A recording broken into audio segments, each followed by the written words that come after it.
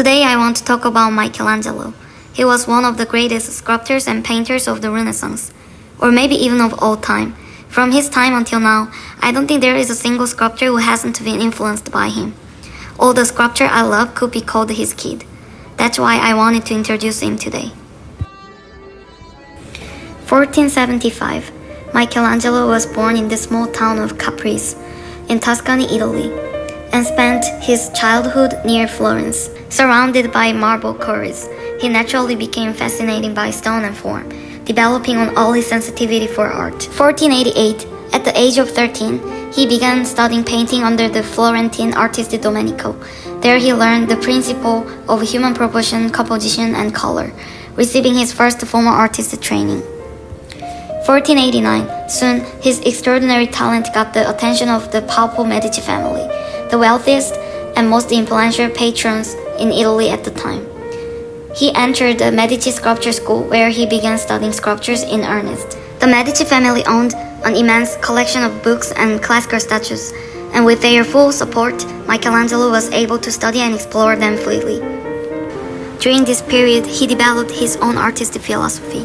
The figure already exists within the stone. I only set it free. 1496.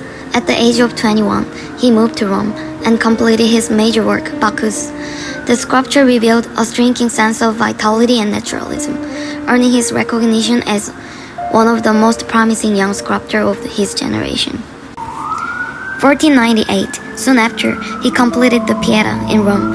At just 24 years old, Michelangelo became celebrated throughout Italy as a master sculptor who could bring both spirit and life to stone. The Pieta is still regarded as one of the greatest sculptures ever created. Even after hundreds of years, its power lies in the precision of the human form.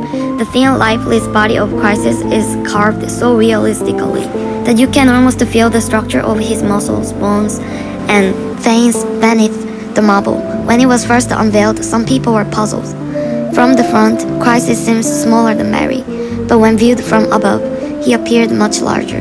Many believe Michelangelo designed it this way intentionally, to reflect how it might look through the eyes of God. You can see just how revolutionary this work was when you compare it to Pieta sculptures from the Middle Ages. Medieval artists focused mainly on religious symbolism, and their figures often felt rigid and distant. Michelangelo, however, brought a new level of realism and human presence. He advanced artistic technique not by decades, but by centuries. He achieved a depth of understanding that no sculptor before him had reached. He transformed marble into something that breathes and feels alive. This mastery came from his deep study of anatomy and philosophy while living under the Medici family.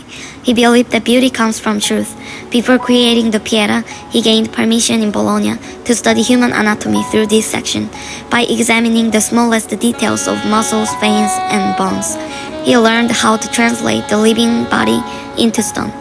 His precise anatomical study went beyond art.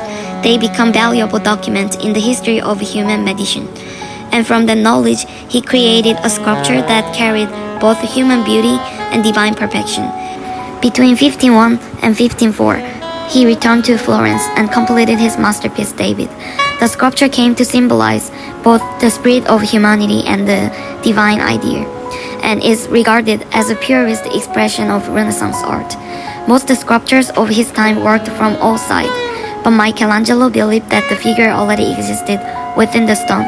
He worked from one side only, as if freeing a soul trapped inside of the marble. It was a far more dangerous and difficult method, but it gave the David its powerful sense of life and tension. Between 1508 and 1512, under the commission of Julius Jr., Michelangelo painted the ceiling of the Sistine Chapel. Although he was originally a sculptor, this work elevated him to the peak of artistic achievement, a human hand that seems to capture the act of divine creation itself. I first encountered his work during the peak of the pandemic. For a few years, I happened to spend a month every summer near his city. I was living in the Netherlands, spending almost 2 years in lockdown and curfews alone. As an Asian in Europe at the time, it wasn't always easy. Sometimes even strangers on the street blamed me for the virus. In those lonely days, his art brought me quite comfort. It amazed me that a single block of marble, once meaningless, could pass through his hands, surviving 5 centuries and still bring peace to someone living today. It made me realize that even the smallest thing in life hold meaning and value. Sometimes we focus on so much on the things we can't control, and they are not light or easy to ignore, but they can make us forget the quiet beauty that still exists around us. So I want to live like Michelangelo, to help others see hidden beauty in the ordinary. I hope the things I create can lift even a little the heaviness in someone's heart.